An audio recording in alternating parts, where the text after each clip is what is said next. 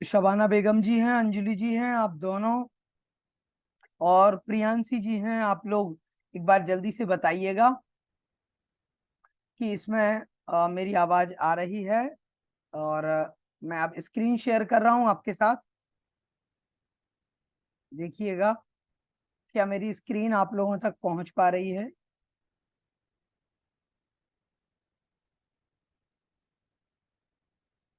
Screen share मैं आपके साथ कर रहा हूं।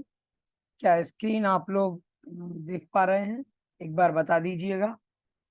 चलिएगा हम इस कक्षा को प्रारंभ करते हैं। आज की इस कक्षा में हम अध्ययन करने वाले हैं दश कुमार चरितम के विषय में, क्योंकि हमारी इकाई 12 में एक ग्रंथ है जिसका नाम है दश कुमार चरितम। और दश कुमार चरितम को हमने क्यों पहले नहीं लिया, मैं आपको बता देता हूँ। कई बार लोगों के प्रश्न कमेंट बॉक्स में भी थे, यूट्यूब पर भी, और यहाँ इस लाइव क्लास में भी कई लोगों ने चैट बॉक्स में प्रश्न किए कि सर आप दश कुमार चरितम की कक्षा क्यों नहीं कर रहे हैं, या इकाई 12 को पूरा क्यों नहीं कर रहे हैं। तो कारण यही था कि इसका जो दश कुमार चरितम है, इसका अध्ययन मैंने नहीं किया था। और जब तक अध्ययन नहीं हो सकता है, उसके बाद फिर उसको हम आपके सामने आधा अधूरा कैसे प्रस्तुत करें, ये एक बड़ा प्रश्न हो जाता है। सो इसलिए हमने इसको थोड़ा सा डिले किया था, ताकि एक बार हम समय से इसको अच्छे से अध्ययन करके फिर इसमें क्या सारभूत है उसको आपके सामने प्रस्तुत कर सकें। अब चूंकि आज 26 तारीख है और मुझे बड़ा हर्ष और बड़ी प्रसन्नता हो रही है इस समय आपको बताते हुए कि जैसा कि कल की कक्षा में हमने अनुमान लगाया था कि देखिए कुछ ना कुछ खबर क्या आती है, किस प्रकार से परीक्षा हो सकती है। तो खबर अच्छी ही है हम सभी के लिए। और अच्छी खबर यह है कि 4 अगस्त से परीक्षा की तिथियां जो है निर्धारित हो चुकी हैं, तिथियां आ चुकी हैं। आप सब लोगों को उसके अनुसार चलना चाहिए और तैयारी को बिल्कुल आप जोरों पर ले जाइएगा। परीक्षा में जो ये परीक्षा हो रही है, इस परीक्षा में 4 अगस्त से इसकी परीक्षाएं प्रारंभ होंगी।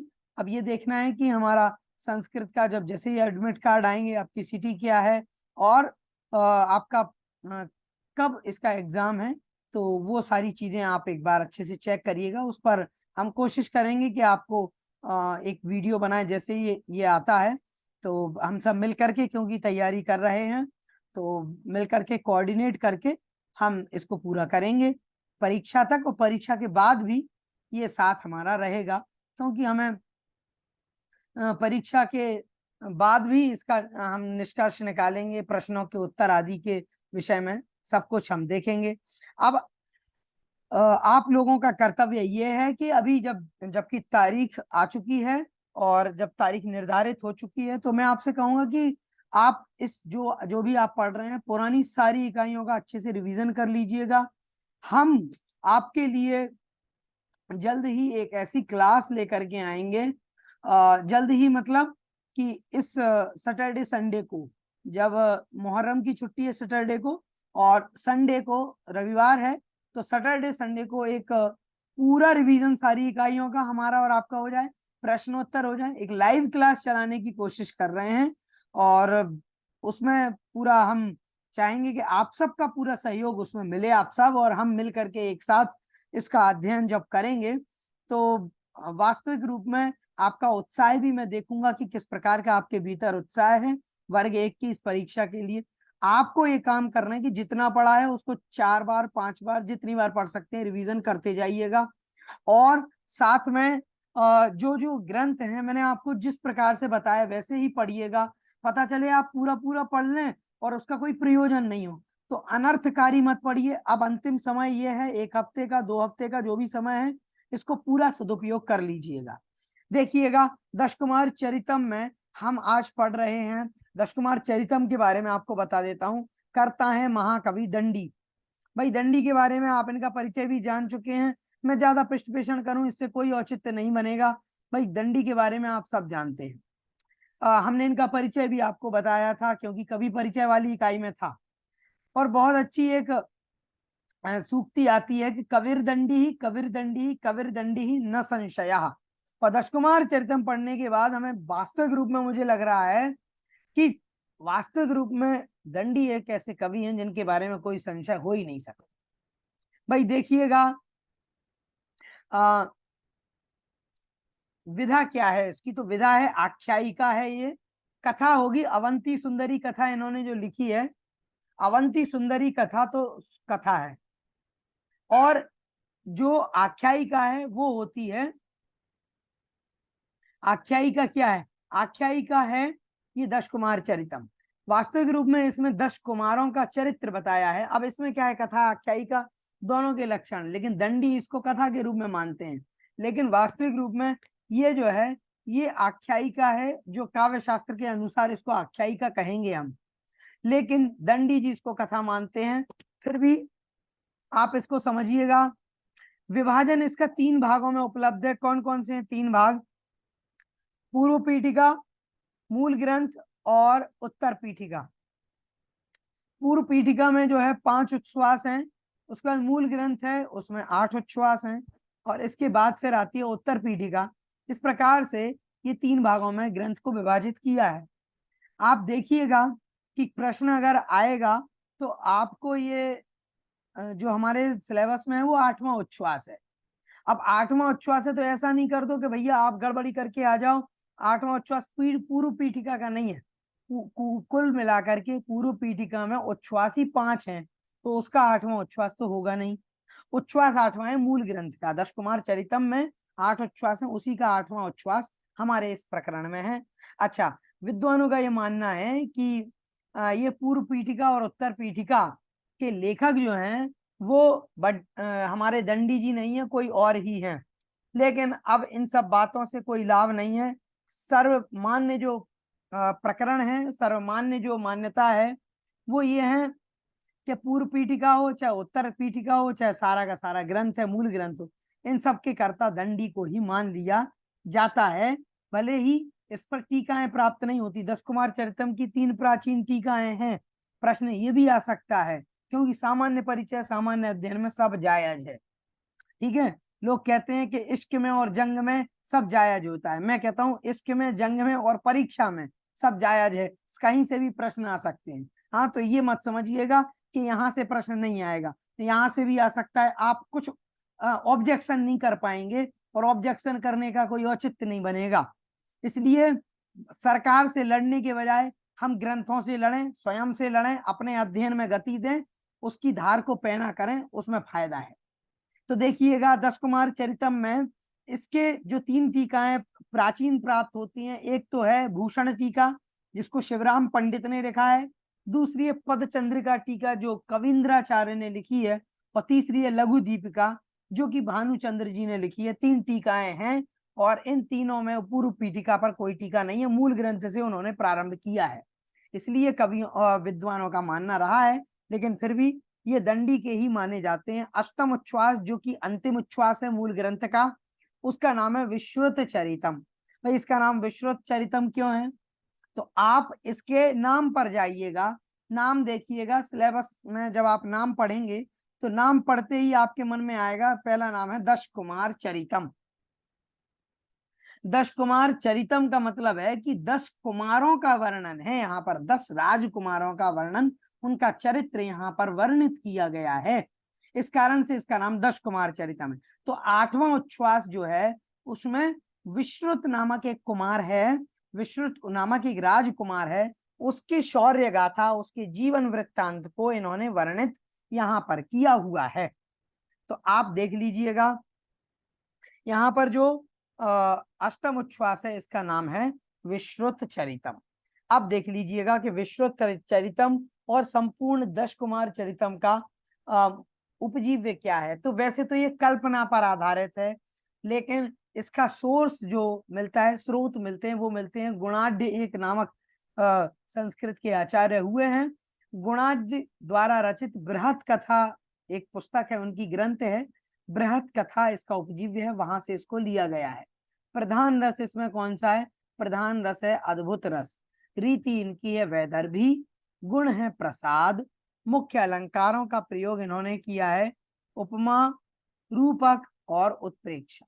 ठीक है, दंडी हैं सुकुमार मार्ग के कवि हैं, फालतू की शब्दालंकार, अर्थालंकार और इसमें विचित्रता लाने के कवि नहीं है। ये अपनी बात को सरल स्वीट अर्थों में, और ये समझिएगा कि अपनेपन के भाषा के अर्थ में ये बात को कहते हैं। और आप जब इसको पढ़ रहे हैं ना तो आपको आनंद आएगा। और मैं कहूंगा आप पढ़ लीजिए इस ग्रंथ को। यहाँ पर हम रिवीजन कर रहे हैं। आप पढ़ने के लिए क्या तरीका अपनाइएगा, जब आप इसकी पुस्तक को पढ़ेंगे अष्टम उच्छ्वास को, इसमें ज्यादा नहीं है, 30 गद्य हैं, छोटी सी पुस्तक है। हमने इसको एक दिन में पूरा कंप्लीट कर लिया। तो अगर आप लग जाएंगे तो 7-8 घंटे में इसको पूरा आद्योपांत पढ़ लेंगे आप। हाँ, 7-8 घंटे तो इसलिए कह रहा हूं क्योंकि आपको एक एक शब्द का अर्थ और उसके समास आदि देखने हैं, इसलिए ऐसे तो पढ़ने को 2 घंटे में भी पढ़ सकता है व्यक्ति, लेकिन जब आप अच्छे से पढ़ें परीक्षा की दृष्टि से तो 6 घंटे तो कम से कम इसको आप दीजिएगा, इसको पूरा कर लीजिएगा, कंप्लीट हो जाएगा। अच्छा देखिएगा, दंडी जी के बारे में कहा है कबीर दंडी, कबीर दंडी, कबीर दंडी न संशया। भाई दंडी कवि है, इसमें कोई संशय नहीं है। नायक कौन है? नायक है राजवाहन। राजवाहन जो है मगध नरेश के पुत्र हैं राजवाहन, वही इसके नायक है। नायिका कौन है? भाई नायिका के बारे में जान लीजिए। नायिका वही है जो इनकी सर्वप्रिया है दंडी जी की। कौन? अवंती सुंदरी। और प्रतिनायक कौन है? प्रतिनायक है मानसार। मानसार जो है वो इसका प्रतिनायक है। आगे देखिएगा, अन्य पात्र इसमें कौन कौन से हैं देखिएगा। अन्य पात्र इसमें आए हैं, पहला तो राजहंस, फिर इसके बाद आया है राजहंस नामक राजा जिनके पुत्र हैं राजवाहन। इसके बाद में वसुमती रानी है, धर्मपाल, पद्मोद्भव, सितवर्मा, उपहार वर्मा, अपहार वर्मा, ये दोनों भाई भाई हैं, उपहार और अपहार वर्मा। सुमंत्र, सुमित्र, कामपाल,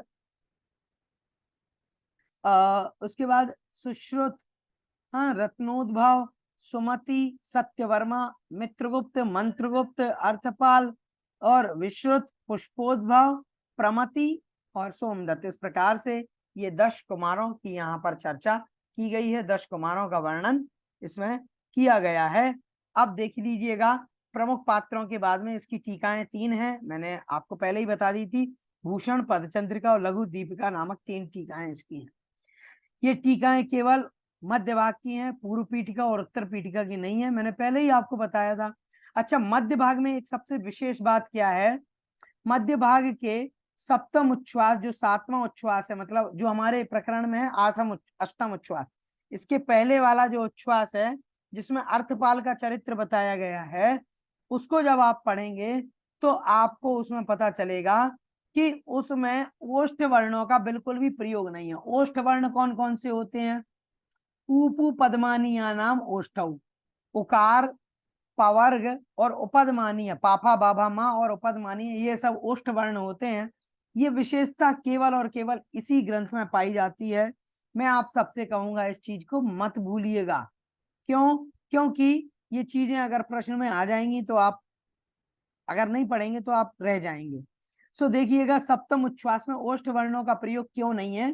क्योंकि इसमें जो वक्ता है उसके ओंठों को जो है ओंठ काट दिए जाते हैं, और जब ओंठ कट जाएंगे तो आप बताइए ओष्ठ वर्णों का उच्चारण क्या वो कर पाएगा?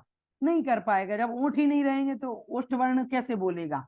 इसलिए दंडी कवि की ये विशेषता इसलिए बताई है कि इन्होंने जब वो बोलता है उसके सारे जितने भी कहना चाहिए डायलॉग्स हैं, जितने संवाद हैं, उनमें वो ओष्ठ वर्णों का प्रयोग नहीं करता है।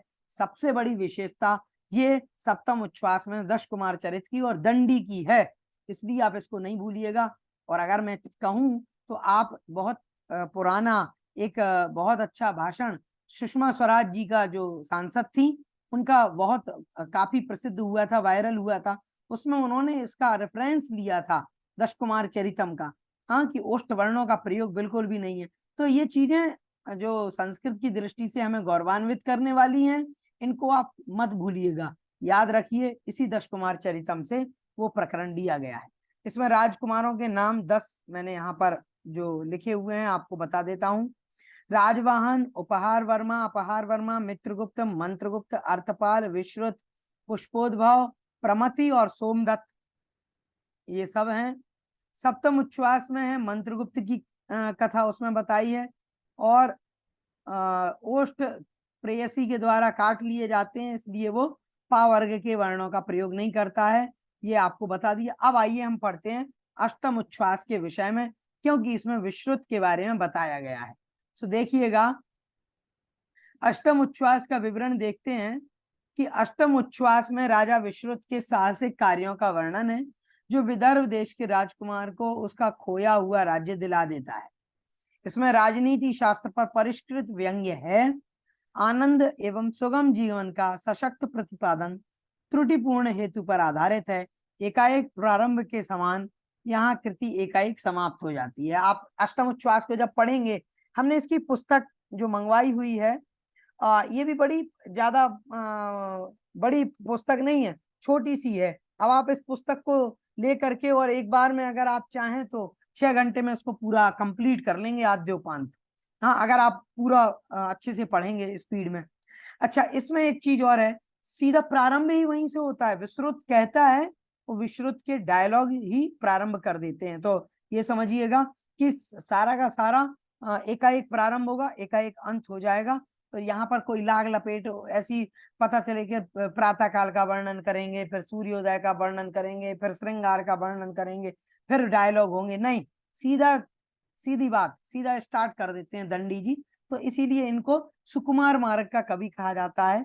फालतू की चीजों को ये अपने काम में ऐड नहीं करते हैं, ये इनकी विशेषता है कि ये कहिए कि ये जो है बड़े स्ट्रेट फॉरवर्ड ये एक हमारे कवि हैं दंडी जी। अब देख लीजिए, इसका सारांश हम देख लेते हैं। सारांश क्या कह रहा है, तो देखिएगा, कुमार मंत्रगुप्त के संपूर्ण वृत्तांत को सुनकर राजवाहन ने अपने मित्रों के साथ मुस्कुराते हुए मंत्रगुप्त को अभिवादन करते हुए कहा कि महामुनि का चरित्र वृत्तांत अत्यंत विलक्षण है। हाँ, जिसमें आनंद को प्रदान करने वाले आपके बुद्धि कौशल का स्वरूप देखा गया। इसके बाद अनेक शास्त्रों के मर्मज्ञ उस विश्रुत से अपना वृत्तांत सुनाने को राजवाहन ने कहा। राजवाहन यहाँ पर क्या कर रहे हैं, सभी कुमारों से उनका परिचय जान रहे हैं, उनकी कथा वृत्तांत को जान रहे हैं। तो राजवाहन विश्रुत से कहते हैं, पहले वो मंत्रगुप्त से जानते हैं। तो 7वें उच्छ्वास में, सप्तम उच्छ्वास में मंत्रगुप्त की कथा हो जाती है। अब जब उसको जान लिया तो राजवाहन अपने मित्रों के साथ में उनको अभिवादन करते हुए उनको कहते हैं, आपका वृत्तांत बड़ा अच्छा है, आनंद प्रदान और बुद्धि कौशल मैंने देख लिया। अब फिर विश्रुत से कहते हैं कि आप अपना जो है वृत्तांत सुनाइए। अब यहाँ से अष्टम उच्छ्वास की कथा आरंभ हो जाती है। देखिए, विश्रुत अपना वृत्तांत राजवाहन को सुनाते हुए बोला कि हे देव, मैंने विंध्य के जंगलों में भ्रमण के दौरान अचानक एक कुएं के पास एक 8 वर्षीय बालक को देखा। विंध्याचल जो मध्य प्रदेश में ही पड़ता है, हमारे एमपी में है, तो उसमें उसी के जंगलों में भ्रमण के दौरान कुएं के पास एक 8 वर्षीय बालक को देख लिया इसने। वो भूख प्यास से व्याकुल था। उसने बताया कि उसके साथ का जो बूढ़ा आदमी था वो इसी कुएं में गिर गया है। अब जब कुएं में गिर गया तो इसने क्या किया, विश्रुत ने लताओं की, जो पेड़ की लताएं होती हैं, शाखाएं होती हैं, हाँ, टहनियां होती हैं, उनकी रस्सी सी बना करके उनको लटका करके उसको बाहर निकाला। उनकी प्यास भूख उन सबको शांत कर दिया। अब फिर उसके बाद में उस व्यक्ति ने, वो जो बूढ़ा व्यक्ति था ना, उस बूढ़े व्यक्ति ने, वृद्ध व्यक्ति ने बताया कि देखो, विदर्भ नरेश पुण्य वर्मा बहुत कुशल थे, शास्त्रों के ज्ञाता थे और न्याय प्रिय थे, उनकी कीर्ति भूमंडल में फैली थी। लेकिन हुआ क्या, उनके जाने के बाद में फिर उनका जो पुत्र था अनंत वर्मा, वो राजा बना। अब अनंत वर्मा को राज्य मिल गया।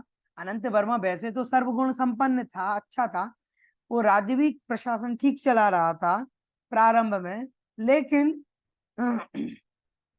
उसने वो कीर्ति प्राप्त नहीं की थी, वो प्रसिद्धि प्राप्त नहीं की थी जो उसके पिता की थी। मतलब उसके पिता जो पुण्य वर्मा थे, उनकी जो प्रसिद्धि थी वो इसको नहीं मिली।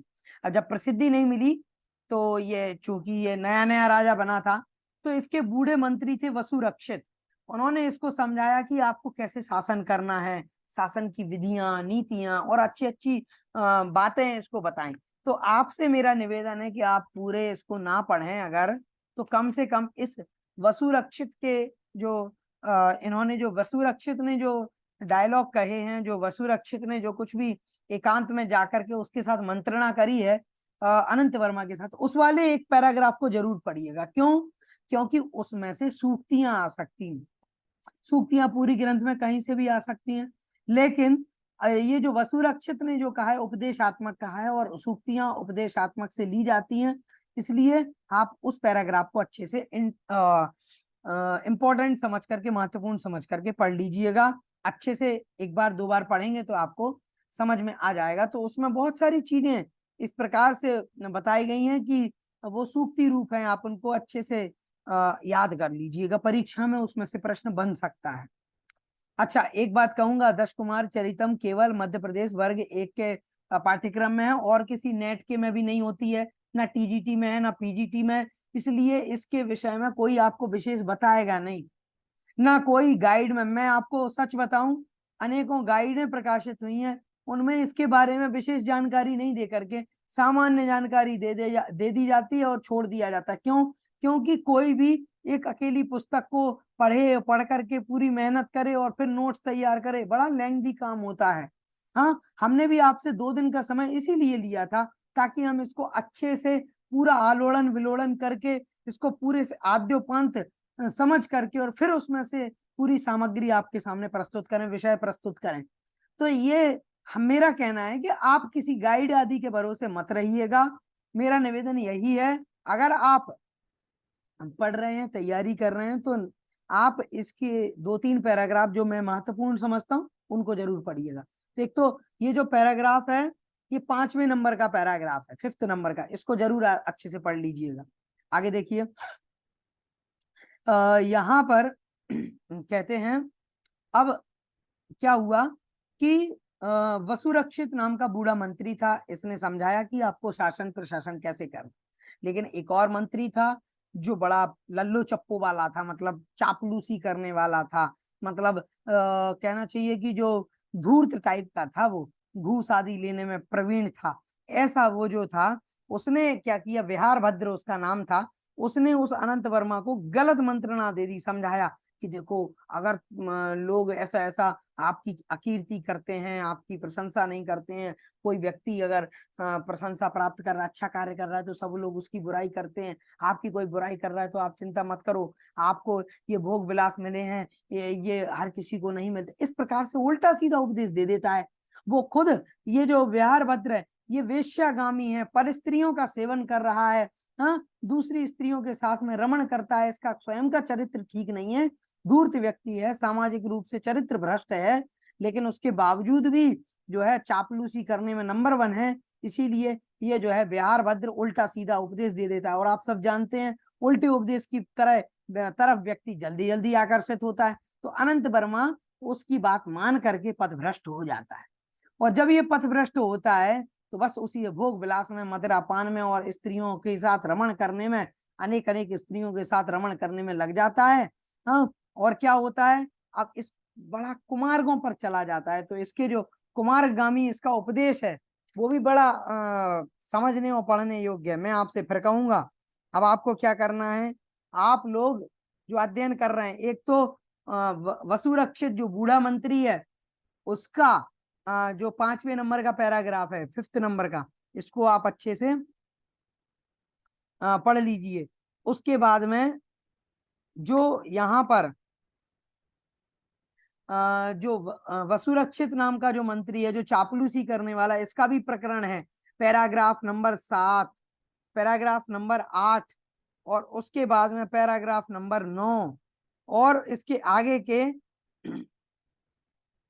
ये जो 6, 7, 8, सॉरी 7, 8, 9, ये 3 जो हैं, इनको आप अच्छे से पढ़ेंगे तो आपको पता चल जाएगा कि इसने किस प्रकार का उपदेश दिया है। इनको आप जरूर पढ़िएगा।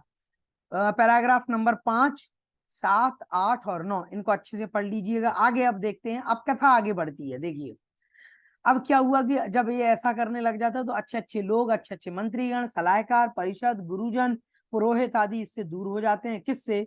अनंत वर्मा से, और राजा और अधिक स्वेच्छाचारी हो करके राज्य करने लग जाता है।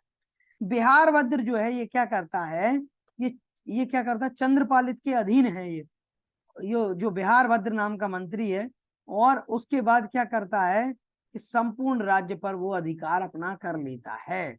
और चंद्रपालित जो है, चंद्रपालित संपूर्ण राज्य पर अपना सिक्का जमा लेता है। और ये राजा तो अपने अंतःपुर में लीन है, अपनी व्यसनों में लीन है, और अपनी जो है ऐसी क्रियाओं में लीन है जो कि ठीक नहीं है, अनुचित है। और अब क्या करता है, चंद्रपालित उनके दुर्व्यसनों की और ज्यादा प्रशंसा करता है, और उसके बाद में द्यूत क्रीड़ा का सब उसको क्या करता है, शिकार बना देता है। वो कह देता है कि देखो आप जो द्यूत क्रीड़ा करते हैं ये बहुत बढ़िया है, और इन सब चीजों में लगा देता है राजा को। ठीक है, तो अब ये सब कहने के बाद में जब ये सारी चीजें हो जाती हैं, उसके बाद में ये मदिरा पान करने की प्रशंसा बहुत करता है। तो आपसे कहूंगा कि मदिरा पान करने की, कि शराब पीने की अच्छी अच्छी बातें, हाँ, उनकी विशेषताओं को ये जो बताता है, इनको आप जरूर पढ़िएगा। इस पैराग्राफ को भी आप अच्छे से पढ़ लीजिएगा। हाँ, तो ये अगर आप एक बार पढ़ लेंगे तो बड़ा आपको आनंद आएगा कि किस प्रकार से उल्टा गलत उपदेश भी किसी व्यक्ति को दिया जा सकता है। राजा कुमारगी हो जाता है, सामंत गण भी इसके कुमारगी हो जाते हैं, और अंतःपुर की स्त्रियों के साथ भोल विलास में लग जाते हैं। अंतःपुर वो होता है जिसमें स्त्रियां रहती हैं, हाँ, रनिवास भी जिसको बोलते हैं, रानियों का निवास होता है, या मंत्रियों की स्त्रियां रहती हैं। इस प्रकार से स्त्रियां का जो निवास स्थान होता है उसको अंतःपुर कहते हैं। तो वो सब लोग, जितने भी लोग हैं, इनके अमात्य अमात्य आदि जितने भी हैं, वो सारे अमात्य सब जो है भ्रष्ट हो जाते हैं, चरित्र भ्रष्ट हो जाते हैं। होता क्या है, अराजकता फैल जाती है, सज्जन लोगों का ह्रास होने लगता है, प्रताड़ना होने लगती है। फिर क्या करता है, अब जो विश्रुत है, अब यहाँ से एंट्री होती है विश्रुत की। विश्रुत नाली जंग के साथ में मिलकर के, नाली जंग के साथ में मिल जाता है, और अपनी बुद्धि कौशल से प्रचंड वर्मा को मार देता है, उसके पेट में कटार घोंप करके, और चार दीवारी लांग करके भाग जाता है। अब क्या हो जाता है कि ये जो राजपुत्र थे, ये देवी के आर्या के कुमार कहे जाते थे, इसलिए उनका प्रभाव बढ़ जाता है। फिर क्या करता है, विश्रुत जो है सिंधु दत्त को मार देता है, और उसको क्या कर देता है, पिता के सिंहासन पर उसको बिठा देता है। फिर जो वृद्ध वृद्ध मंत्री था, वो जो बूढ़ा मंत्री है, वो बूढ़ा मंत्री जो है बड़ा प्रसन्न हो जाता है, उसके जो विचार थे वो बड़े शांत हो जाते हैं। संतुष्ट मन होकर के क्या करता है, विश्रुत उससे प्रसन्न प्रसन्न होकर के उसको कई उपहारों से सम्मानित भी करता है। और उसने क्या किया, उस वृद्ध मंत्री, बूढ़ा मंत्री है, अनुभवी है, इसलिए उसके साथ में मिल करके ये बहुत सारे वेश धारण करने वाले बहुत कुशल कुशल गुप्तचरों को बना देता है। एक कुशल गुप्तचर से मतलब है कि ये क्या करता है, कई सारे वेश में, कई सन्यासी के वेश में, कोई तापसी के वेश में, कहीं भिखारी के वेश में, ऐसे अनेकों प्रकार के सामान्य जनता के भेष में, ऐसे मजदूर के भेष में, कई चार पांच तरह के बहरूपीय टाइप के गुप्तचर बना देता है। अब फिर ये क्या करता है, प्रजा में गुप्तचरों के माध्यम से अपनी शक्ति का प्रचार प्रसार करता है।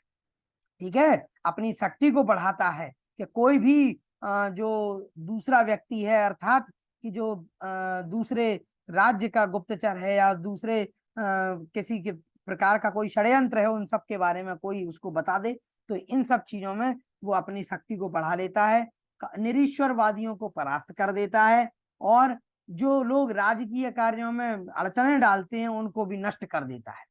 फिर ये क्या करता है, सारे लोग, बड़े चारों वर्णों के लोग बड़े आराम से अपने अपने धर्मों का पालन करते हैं, अपने कर्तव्यों का पालन करते हैं।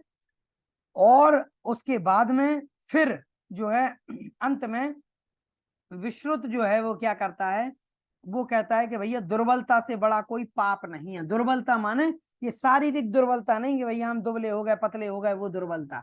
दुर्बलता मतलब शक्ति रूप से, शक्ति में दुर्बलता नहीं होनी चाहिए। सामर्थ्य की जो दुर्लभता है, सॉरी दुर्बलता है, उससे बड़ा कोई पाप नहीं है। ये अंतिम पैराग्राफ जरूर पढ़ लीजिएगा इसका, जो मैं बता रहा हूँ। अंतिम पैराग्राफ एक मदिरा पान वाला पैराग्राफ है, इसको आप अच्छे से पढ़िए। क्यों कह रहा हूँ पढ़ने के लिए, क्योंकि सूक्तियां यहीं से आ सकती हैं।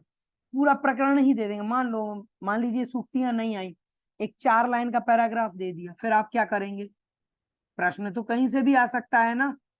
अब आपको कोई ये बताने वाला नहीं है कि आप पुस्तक पढ़िए, क्योंकि हर एक व्यक्ति अपनी गाइड बेचना चाहता है। ये जो पुस्तकें मोटी मोटी 600 500 पेज की लोगों ने बना रखी हैं, उनको आपको सेल करना चाहते हैं, और इस कारण से, और उनमें भी कुछ भी नहीं है, सामान्य चीजें दे करके और इतिश्री कर दी है। क्यों? क्योंकि इसको कोई पढ़ना और पढ़ाना नहीं चाहता है। नए प्रकरण को कौन पढ़ाना चाहेगा? मेहनत कौन करना चाहेगा? मेहनत आप करिए, सिलेक्शन आपको चाहिए है, और अगर आप मेहनत करेंगे तो फल भी आपको ही मिलेगा। तो मेरा कहना है, शुरुआत के पहले तो 5वां पैराग्राफ पढ़ लीजिए, 7वां 8वां 9वां, उसके बाद में फिर जो 7वां 8वां 9वां आप पढ़ लेंगे, उसके बाद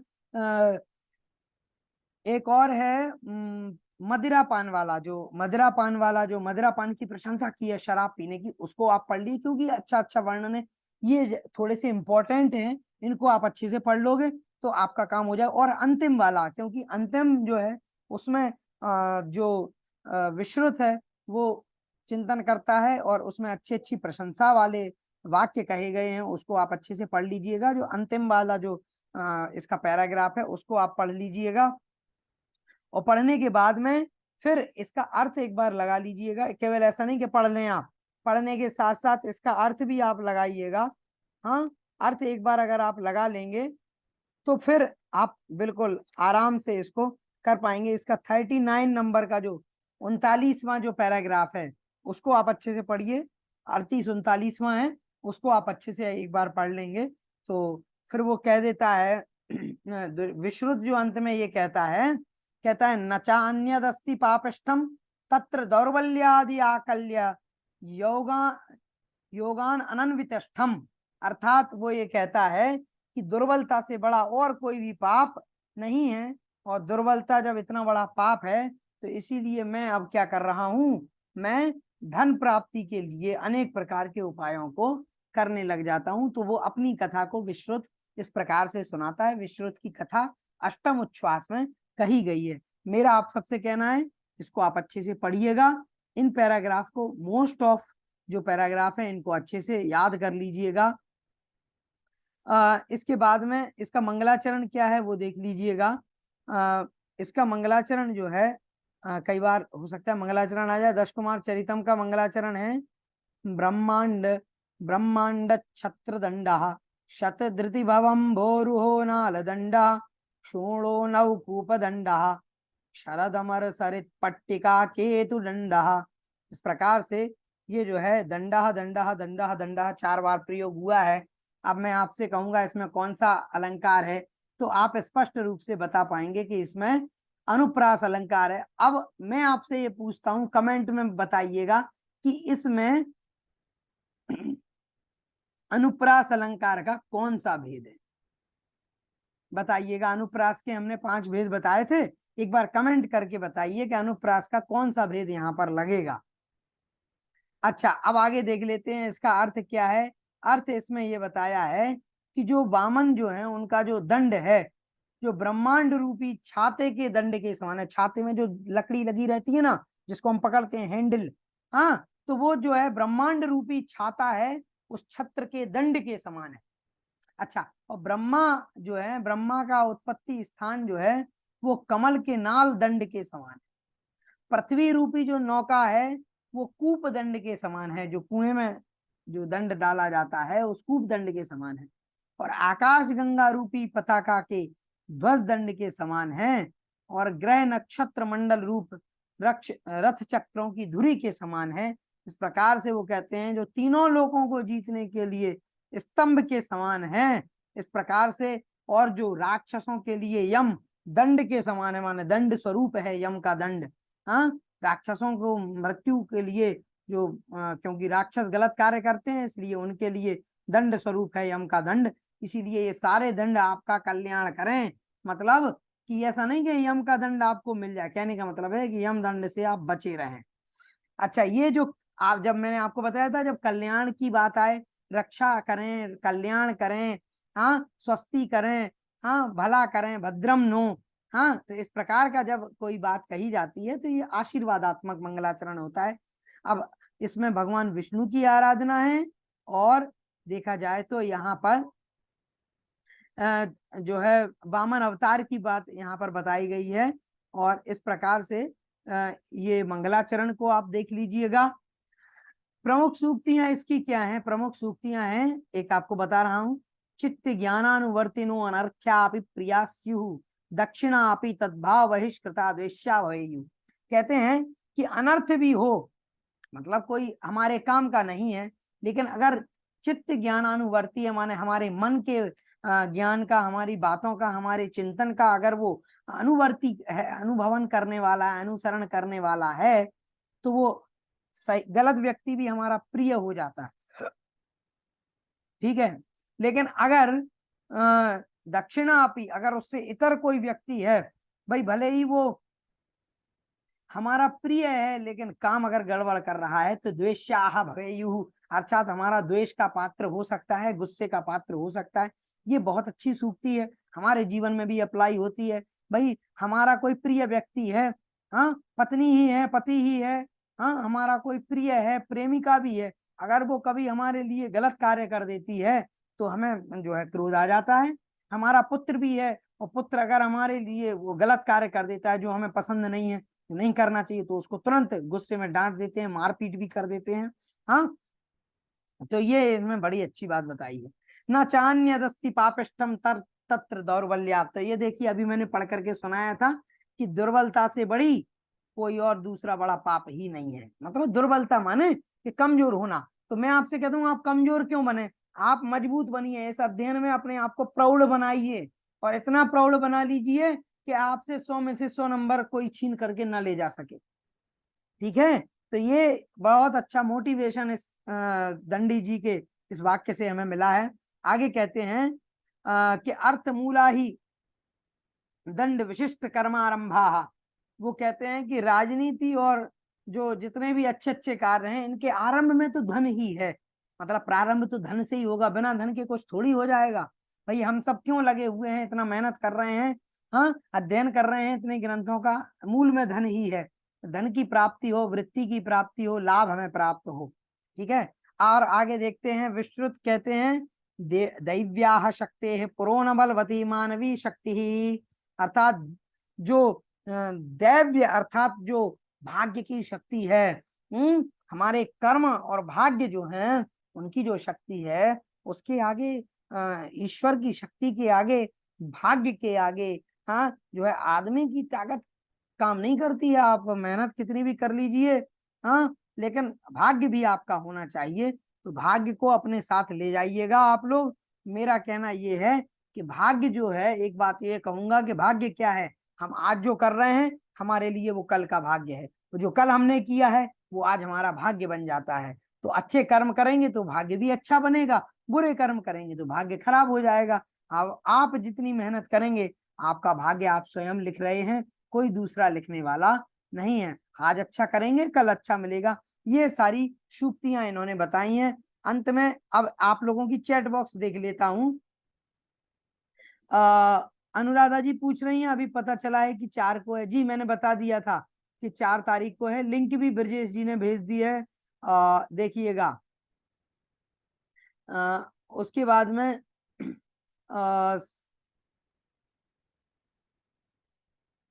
किसी ने प्रश्न का उत्तर तो दिया ही नहीं है, अलंकार कौन सा है? अलंकार का उत्तर किसी ने नहीं दिया। मैं आपको बता देता हूं, इसमें है अंत्यानुप्रास। अंत्यानुप्रास जो होता है वो अंत में उसका प्रयोग किया जाता है। मतलब पद के अंत में आता है, जैसे मंदम हसंतः, पुलकम वहंतः, इस प्रकार के शब्दों का प्रयोग होता है, उसको कहते हैं अंत्यानुप्रास, जिससे तुकांतता बन जाती है। तो ये मंगलाचरण में तुकांतता बन रही थी ना, आपको बताया था, दंड दंड दंड दंड शब्द अंत में बार बार आ रहा है, तो ये क्या है? अंत्यानुप्रास है। प्रश्न ये भी आ सकता है